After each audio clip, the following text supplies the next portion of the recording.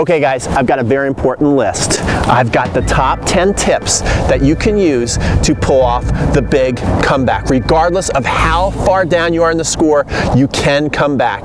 That's the great news about tennis. That's what's so awesome about the sport, is there is no shot clock. So regardless of the score, regardless of how dire the situation looks, we can look at tennis and realize that at every level, even the 3.0, the 4.0 players, they've come back from any type of score. We've seen it over and over again. And then looking at the Pro Tour, every year we've seen it, where the underdog comes back and beats the legend. The legend looks like he's out and we're all about to cry, and the legend comes back and beats the underdog. Doesn't matter situation, comebacks happen each and every day. But the number one tip, so we're gonna start with number one right here, is you've got to believe that it's possible. If you don't believe that you can come back, you probably will not come back. And probably the best example of this that I can think of to share with you as an inspiration is I was watching Rafael Nadal play Dominic Thiem at the US Open a couple years ago, and he was getting trounced. Dominic came out, he was hitting winners all over the place. He was playing flawless tennis. Rafa barely won a point in the first set. I'm telling you, go back and watch the match. He barely won a single point. You talk about completely demoralizing. The crowd is all there. It's a packed crowd and you can barely win a point. How do you think you would react in that situation? Well, how did Rafa react? He came out after the first set, jumped off his chair, ran, got his towel, is walking back and forth like he is the man. And I knew right away, when I just saw him walk, I remember saying to my girlfriend, I said, it's on now. This is gonna be a great match. And Rafa won a 5-set thrower. So remember that. In order to pull a big comeback, number one and first, and maybe the most important tip, is you've got to believe. Okay, let's go to tip number two. Okay, tip number two, if you want to pull off the big comeback, you know what you're going to have to do? You're going to have to move your feet. When you're losing, you get lethargic, you get down, you get depressed. You can't help it, okay? It's an emotional sport. But once the feet go, and remember, your opponent, they're pumped up. They're kicking your butt, so they've got high energy. You've got to find the energy to move your feet. Specifically, I want you to really focus on your split step. The split step is going to be a nice little hop right before your opponent hits. You time that split step right, you're gonna get off the mark quicker, you're gonna react, and you're gonna get those points going, and that will help you stage this amazing comeback. Okay, let's go to tip number three. Okay, tip number three, notice where we are. We're back here by the fence. This is a very, very important area to be in if you're gonna pull this comeback. What happens often is when you are losing, you're in a rush to lose, right? You don't want to keep feeling this terrible feeling. There's a part of you that would rather just be off the court sulking. Am I right or am I wrong? So what you do is you tend to rush back and forth along the baseline, whether you're serving, whether you're receiving, you just go back and forth. You gotta come back here and you've got to take your time. We want this match to last as long as possible. Even though it might feel like a slow and painful death for you, your opponent wants to get the match over with maybe more than you do. They are getting close to the finish line. They want to win so bad, and they're starting to get those closing nerves. So the more that you can look comfortable out there, that you have no plan on leaving, that you're still competing, and that you're extending the time, the more you're giving them time to think about how they are about to win, but you're still competing, now doubt starts to sink in their head. So trust me, come back off after every point, win or lose, come back here, look at your strings, do your ritual, show energy, and I'm telling you, you can do this. We know it's been done over and over again, so why not you? Hey, the rest of this list is gonna be really good, but if you've already found value in my first 3 tips, I'd love it if you could give this video a like. That helps it get it out to more people who love tennis, and if you do that, Rafael Nadal is gonna give you 100 free fist pumps. So like this video, and we'll be back with tip number 4. Okay, tip number 4, it should have been tip number 3, is the power of 3. And what I want you to think about is when you go out there and you play a match, 80% of the points, if you can believe it, are ending within the first 3 balls. So if you just go out there and you tell yourself, okay, I'm taking my time in between points, and once a point starts, no matter what I have to do, no matter how I have to claw to get that ball back, I'm going to make the point last for 3 balls each and every time. And once you do that, again, they're in a hurry. They might start rushing. They might start going for too much. They might lose a little bit of focus, and now all of a sudden you're turning the match around slowly but surely into a dog fight that you're going to turn over and show up victorious. Okay, we're almost halfway done. Okay, tip number 5. What do you see right there? You see a net, right? Okay, that's a mistake. We're gonna take that mistake out of the match. For the rest of the match, we are hitting the ball high over the net.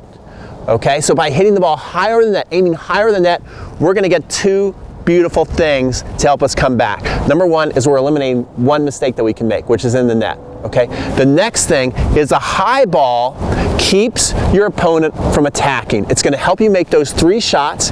It's going to keep your opponent from attacking. It's going to make them think more, and this is where the unforced errors start to come in. This is where you start to create the nerves. This is where they see that you're serious about competing and turning the match around. Okay, tip number 6. Now you got the ball going high. You're backing them off the baseline. This should give you some short balls. And when you get a short ball, one of the things that I actually want you to do is to bring your opponent in intentionally. Bring them in on your terms. They're probably wanting to attack to finish the match, but no one likes to come in on a ball that's like low and skidding and maybe moving off the court. So what you can do is when you see the opportunity, you can intentionally bring your opponent into the net, set up easy passing shots, or you can lob over their head, and this is a great way to make a lot of frustration happen on the opposite side. The more they get agitated, the more they get frustrated, and they feel the match slipping out of their grips, the match is turning into our favor. Here we go, guys. Tip lucky number 7. Lucky number 7. Remember this one. I want you to feel lucky that you're out there playing this great sport that you love. Even though you're losing, I want you to play and act like you have nothing to lose. This is going to help you relax, and it's going to drive them crazy. They're going to think, what, I'm actually winning. Why do they look like so happy over there? Why are they playing all of a sudden loose and relaxed tennis? This is very odd, and it's really annoying me to see my opponent doing this when I'm about to beat them.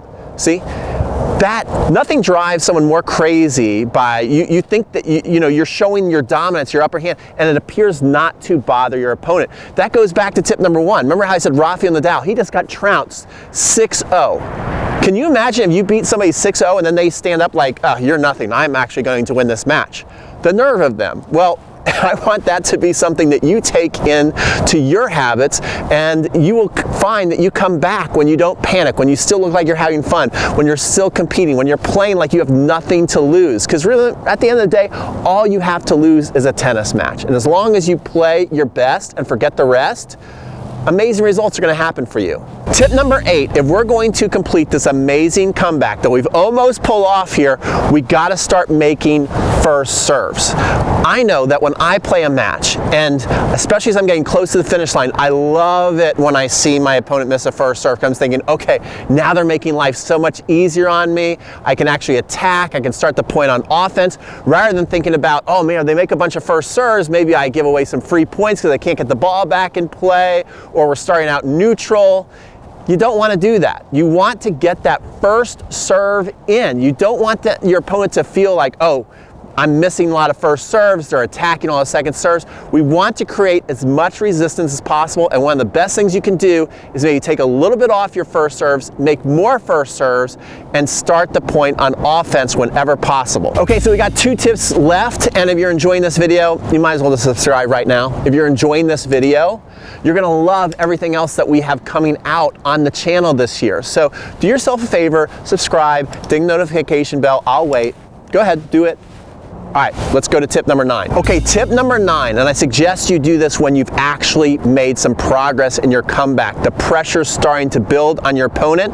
So one of the best ways you can apply more pressure is to come into the net. All right, when you attack that net, now all of a sudden the pressure is really building, and especially you can attack the weaker side Now you can start to get some free points. You can start to see them get more nervous, and oh my gosh, it's getting so good. Let's be back with tip number 10. Okay, tip number 10, last but not least, is you gotta start showing that you're getting fired up.